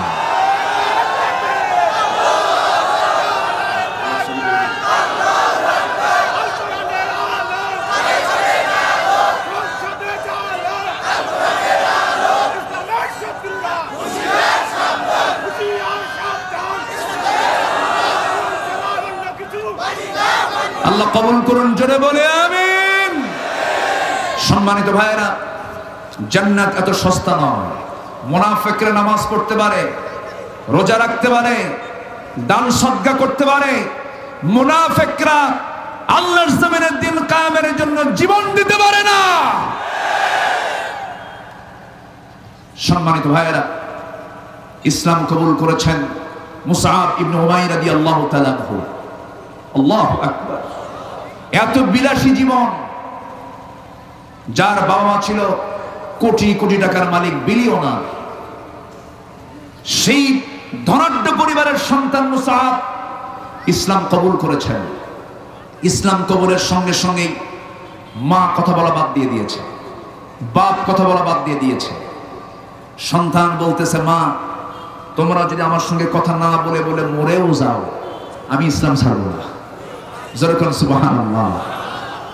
শেষ পর্যন্ত তাকে বেঁধে রেখে নির্যাতন করেছে, তাও কাজ হলো না, কথা বলা বন্ধ হয়ে গেল। শেষ পর্যন্ত মুসআব ইবনে উমাইর যে পোশাক একদিন পরতেন, দ্বিতীয় দিন সেই পোশাক পরতেন না। যে আতর, যেই সুগন্ধি একদিন লাগাতেন, দ্বিতীয় দিন ওই সুগন্ধি আর লাগাতেন না।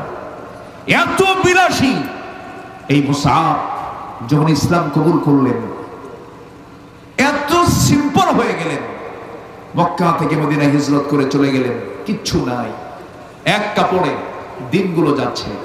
রাসূল তাকে দেখে একদিন কেঁদেই ফেললেন, বললেন, মুসআব তোমার এত কিছু ছিল, আজকে কিছুই নেই, তোমার কি মন খারাপ হয় না? হুজুর আমি দুনিয়ার সব কিছু ছেড়ে আল্লাহকে ধরেছি, আপনাকে ধরেছি। জোরে বলে সুবহানাল্লাহ। যুদ্ধের ডাক চলে এলো। সেই যুদ্ধের ময়দানে মুসআব ইবনে উমাইর রাদিয়াল্লাহু তাআলা আনহু গায়ে কোনো কাপড় ছিল না, জিহাদে ঝাঁপিয়ে পড়েছেন। যুদ্ধ করতে করতে মুসআব দুনিয়া থেকে বিদায় নিয়ে নিলেন। দুনিয়া থেকে বিদায় নেওয়ার সঙ্গে সঙ্গে নবীর কানে সংবাদ চলে গেল, ইয়া রাসূলুল্লাহ, ওই মক্কার ধনকুবের ধনীর সন্তান উমারের সন্তান মুসআব দুনিয়া থেকে বিদায় নিয়েছে। আমার নবীজি বললেন, তাকে কাফন দাফনের ব্যবস্থা করো। সাধারণত যারা জিহাদ মুজাহিদরা জিহাদের যুদ্ধে অংশগ্রহণ করে শহীদ হয়ে যায়, গোসল দেওয়া হয় না। ওই রক্তমাখা দেহ এবং ব্যবহৃত কাপড়ই তাদেরকে সমাহিত করে দেওয়া হয়, গোসল দেওয়া হয় না, শুধু দাফন দিয়ে জানাজা পড়ায় তাদেরকে বিদায় দেওয়া হয়। কেন, কি জন্য? এর কারণ হলো ওই রক্তমাখা দেহ নিয়ে কিয়ামতের দিন আল্লাহর সামনে এই বান্দা হাজির হয়ে যাবে। রক্তাক্ত দেহ নিয়ে বান্দা আল্লাহর সামনে হাজির হয়ে যাবে। সেই সময় আল্লাহ বলবেন, ও আল্লাহর আমার গোলাম, ফিমা যদি আনফুক, তোর নাক কাটা কেন, তোর কান কাটা কেন, তোর রক্ত ঝরানো দেহ কেন? সেই সময় এই সমস্ত বান্দা বলবে, আল্লাহ তোমার জমিনে দিন কায়েম করতে গিয়ে জিহাদে গিয়েছিলাম, শহীদ হয়ে গেছি, এই জন্য আজকে রক্তাক্ত চেহারা নিয়ে তোমার সামনে হাজির হয়েছি। আল্লাহ বলবেন, দুনিয়ার সকল বান্দার আমি হিসাব নেব, আজকে তোর হিসাব না নিয়ে তোকে আমি জান্নাত দিয়ে দিলাম। মুসাব দুনিয়া থেকে বিদায় নিলেন। বিদায় নেওয়ার সঙ্গে সঙ্গে সাহাবায়ে কেরাম এসে বলছেন, ইয়া রাসূলুল্লাহ, আমরা যে মুসাবকে জানাজার আয়োজন করবো, কিন্তু তার কাপড় তো ঠিক নেই, কেন, কি হয়েছে?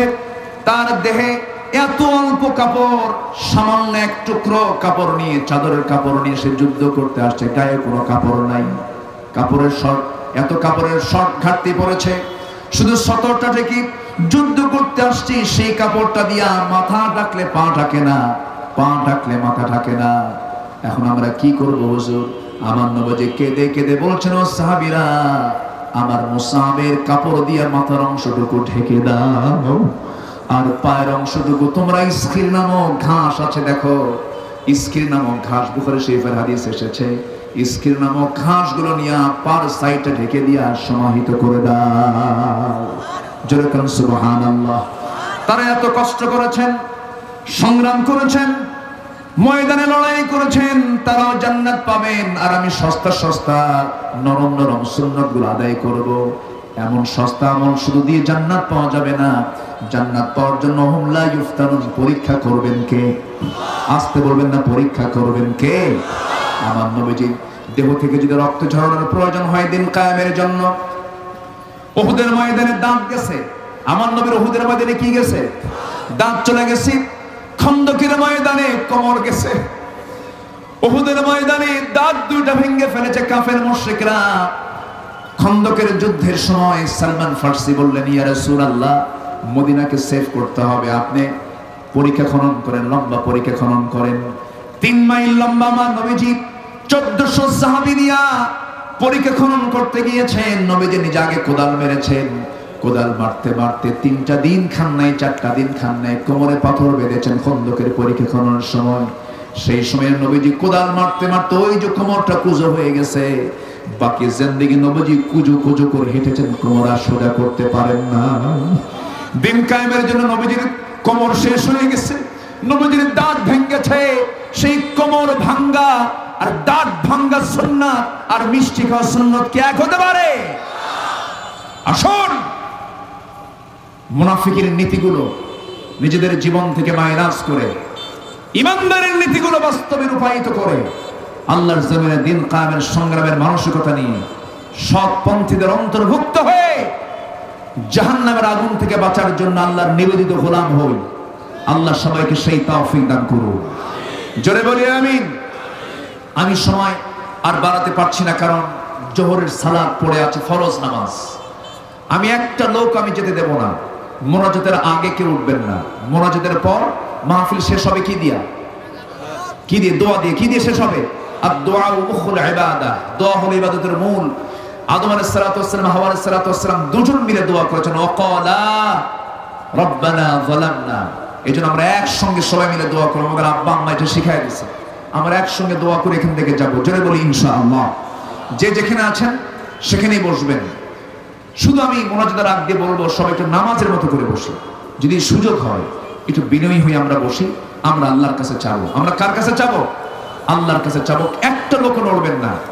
মাহফিল কমিটি আমাকে মাহফিলের শুরুতে বলেছিলেন, হুজুর মসজিদের জন্য, মাহফিলের জন্য আপনি একটু বললে আপনার মুখে কতটা মানায়, আমরা বললে মানুষ বিরক্ত হবে, আপনি বললে সবাই তাদের অর্থ থেকে কিছু অর্থ আমাদেরকে দিয়ে গেলে আমরা মসজিদের কাজে লাগাতাম, মাহফিলে বহুত খরচ হয়ে গেছে, আমাদের কিছু উপকার হতো। তো এখানে যারা বসে আছে, আমি যদি এই মুহূর্তে মোনাজাতের আগ দিয়ে আমি যদি একটা দাবি করি, মসজিদকে ভালোবেসে সবাইকে আমরা কিছু দেব না ইনশাআল্লাহ? সবাইকে দেব ইনশাআল্লাহ? আমার কথার কথা, যদি 1 টাকাও হয়, 1 টাকাও যদি হয়, 1 টাকা তো দিবেন না, 5 টাকাও দিবেন না, 10 টাকাও দিবেন না, আমার আল্লাহকে দেব, একটু বেশি করে দেবেন। 1 টাকাও যদি হয়, প্রত্যেকের দানের ছোঁয়া আমি আল্লাহর ঘরে দেখতে চাই। সবাই দিবেন। ব্যাগ যাচ্ছে, চাদর যাচ্ছে। কেউ এই কালেকশনের সময় যদি কেউ দৌড় মারেন, আমি মনে করবো মাহফিলের শৃঙ্খলা আপনি ভঙ্গ করেছেন। কেউ যাবেন না, চাদর যাবে, যদি না দেন না দিবেন, কিন্তু মাহফিলের পরিবেশটা নষ্ট করবেন না। একটু চাদর যাচ্ছে, ব্যাগ যাচ্ছে, যে যা পারি আমরা সবাই দেব। জোরে বলি ইনশাআল্লাহ। জিকির করি সুবহানাল্লাহ। মা বোনদের ভিতরে যে যা পারেন সবাই দেবেন ইনশাআল্লাহ।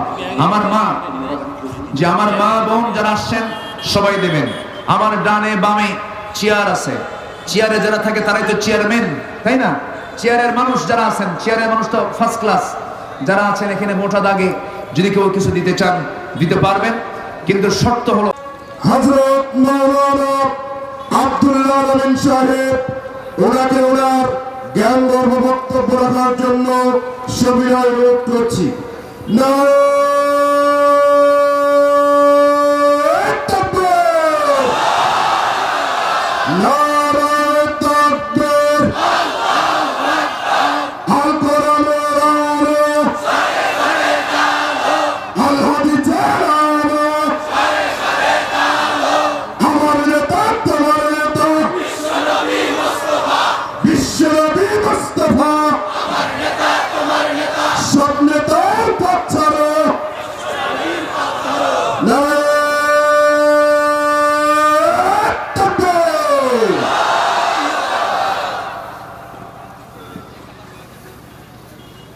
السلام عليكم ورحمة الله وبركاته.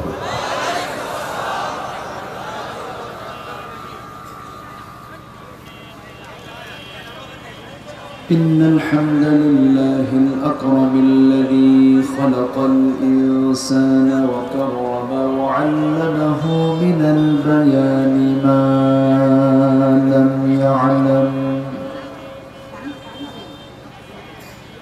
فسبحان الذي لا يحصى امتنانه باللسان ولا بالقلم.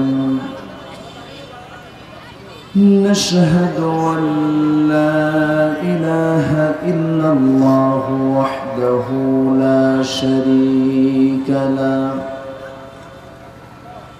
ونشهد أن سيدنا وحبيبنا ومولانا محمدا عبده ورسوله الذي أرسله بالحق بشيرا ونذيرا وداعيا إلى الله بإذنه وسراجا منيرا. فقد قال الله تعالى في كلامه المجيد وفرقانه الحميد: أعوذ بالله من الشيطان الرجيم. بسم الله الرحمن الرحيم. فخلف من بعدهم خلف أضاعوا الصلاة واتبعوا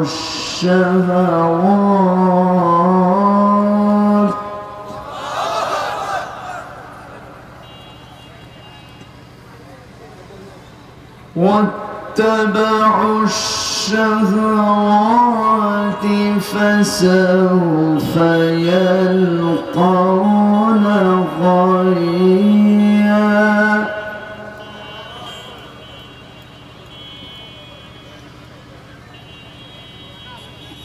إلا من تاب وآمن وعمل صالحا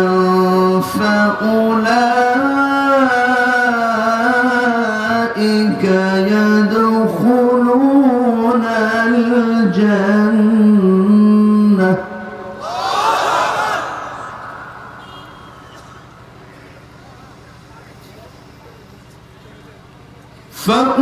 فأولئك يدخلون الجنة ولا يظلمون شيئا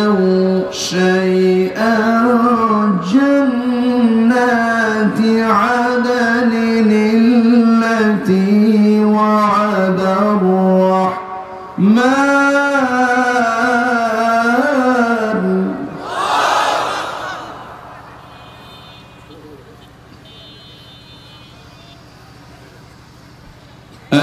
التي وعد الرحمن عباده بالغيب إنه كان وعده مأتيا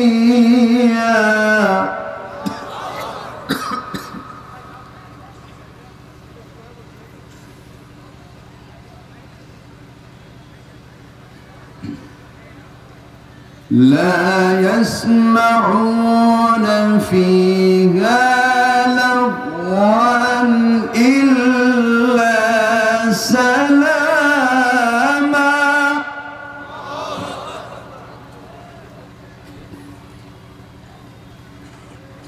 ولهم رزقهم فيها بكرة وعشيا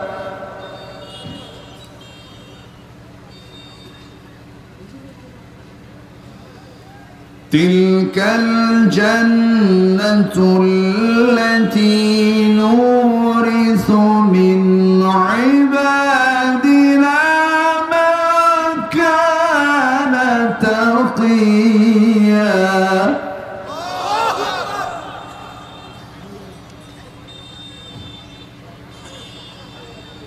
الله أكبر بسم الله الرحمن الرحيم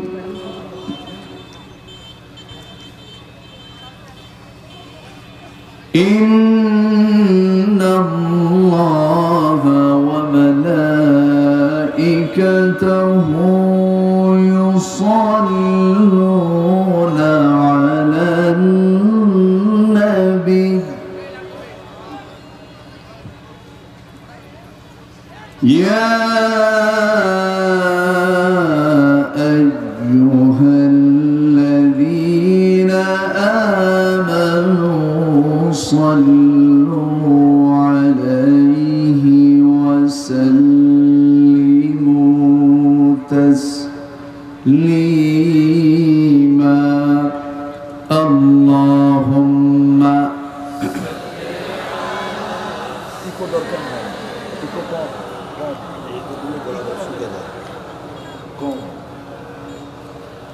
وعلى آله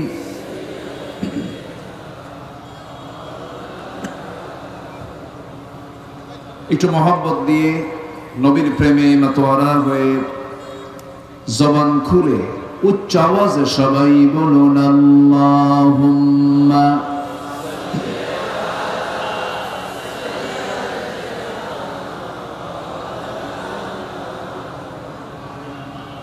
وعلى آل سيدنا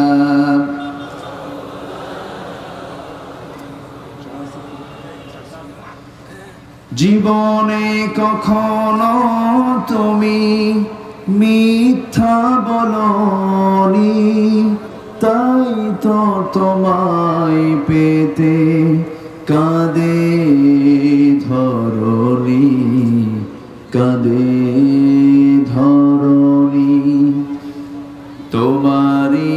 মতো নেতা পেতে, তোমারই মতো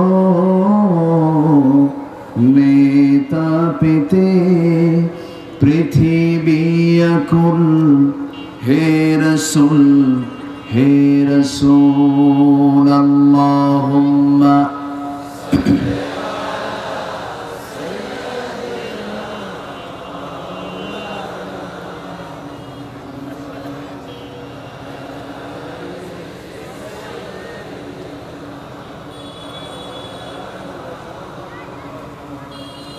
সবাই বলুন বালাগাল উলা বিকামালিহি কাশাফাত তুজা বিজামালিহি হাসনাত জামিউ খিসালিহি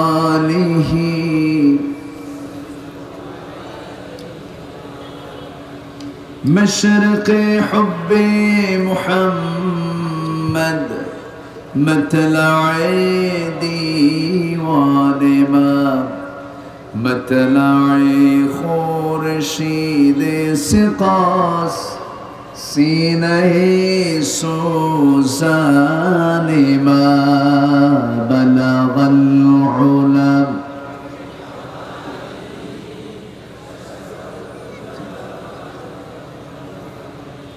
حصنت جميع خصاله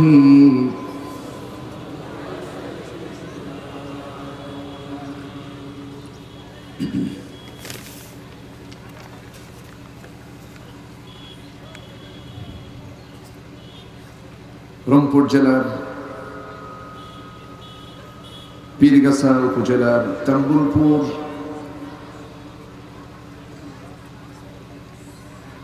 পশ্চিমপাড়া মাহফিল ইন্তেজামি কমিটি কর্তৃক আয়োজিত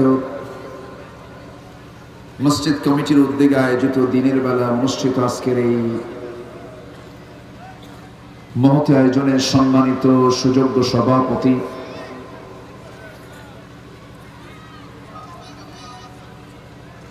তাম্বুলপুর ইউনিয়ন পরিষদের সম্মানিত চেয়ারম্যান জনাব মুহতারাম বজলুর রশিদ হাফিজাহুল্লাহ, আজকের এই মহৎ আয়োজনের সম্মানিত প্রধান অতিথি সাউন্ড বাড়ায় কেন? সাউন্ড বলাস কেন?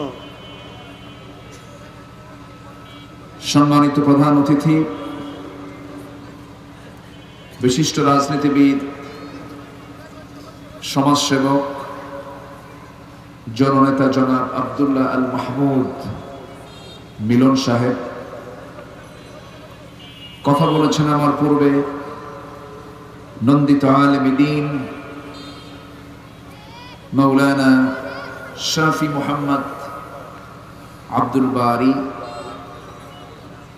উপস্থিত হযরত উলামায়ে কেরাম, ফদলায়ে ইজম, সুশীল সমাজ, জাতির শ্রেষ্ঠ সন্তান শিক্ষক মণ্ডলী, জাতির বিবেক সাংবাদিক বৃন্দ, প্রশাসনের দায়িত্বে নিয়োজিত কর্মকর্তা বৃন্দ, সামনে উপস্থিত দূরে কাছের বিভিন্ন স্থান থেকে ছুটে আসা কালেমার ঝান্ডাবাহী, তাওহীদের পতাকাবাহী, দ্বীন ইসলামের নরসারদুল বীর মুজাহিদ, প্রাণ প্রিয় সম্মানিত দ্বীনী ভাইরা, আড়ালে বসে আছেন শ্রদ্ধেয়া সম্মানিতা মা বোনেরা, আলোচনার সূচনায় আনুষ্ঠানিকতার মধ্য দিয়ে আমার পক্ষ থেকে আবারও দিল খোলা সালাম, আসসালামু আলাইকুম ওয়া রাহমাতুল্লাহি ওয়া বারাকাতুহু।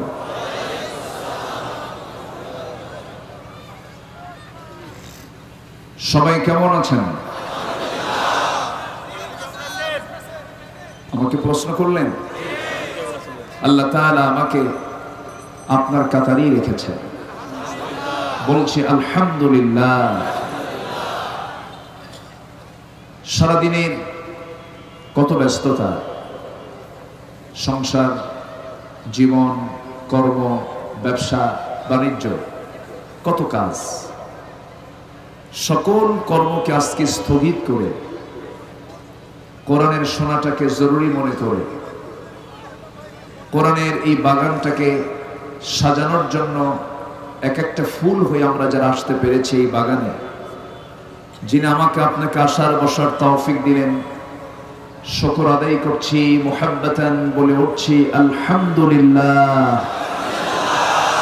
সবাই বলছে আলহামদুলিল্লাহ, চিৎকার মেরে বলছে আল্লাহুম্মা ইন্নী আসআলুকা আল হুদা ওয়াত তুকা ওয়াল আফাফা ওয়াল গিনা। সবাই বলি আল্লাহুম্মা লাকা আসলামতু ওয়া বিকা আমানতু ওয়া আলাইকা তাওয়াক্কালতু ওয়া ইলাইকা আনাবতু। সবাই বলে সুবহানাল্লাহি আদাদা খালকিহি ওয়া রিদা নাফসিহি ওয়া জিনাতা আরশিহি ওয়া মিদাদা কালিমাতিহি। আমরা আল্লাহ তাআলার শুকর আদায় করে নিলাম। সম্মানিত হাজিরিন, এই মাহফিলটার বয়স হলো 2 বছর। গত বছর মাহফিল হয়েছে, এবছর এই মাহফিল আবার দ্বিতীয় বার্ষিকী পালন হচ্ছে। তো 2 বছরে কি যুবক হয়, তরুণ হয়, না বুড়া হয়, না শিশু থাকে?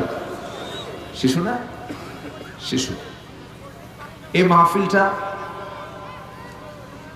দুপুর পরে আমার বয়ান হলে ভালো হতো। আমি আজকে আমার রাতের প্রোগ্রাম হলো ঢাকাতে। আমি বিমানে সৈয়দপুর নেমে আসব। সকালবেলার আবহাওয়া কি ছিল? সূর্য না কুয়াশা? কিছু দেখা যায়? বিমান শিডিউল বন্ধ।